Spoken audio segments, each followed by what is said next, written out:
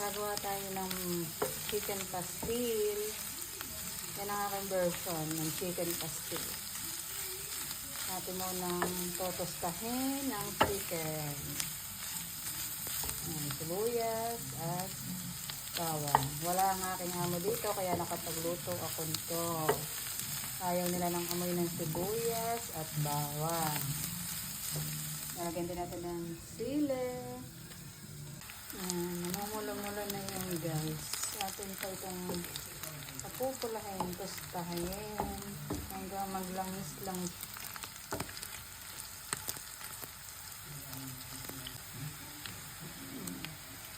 Lagyan natin guys ng toyo.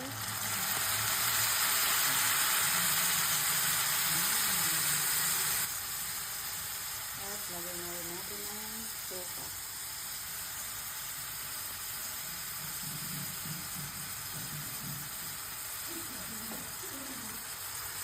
At huwag natin hahaluin guys. Kaya nilagyan natin ng suka. Ito lang. Paminta. Konti lang. Ilagyan ko ng paminta.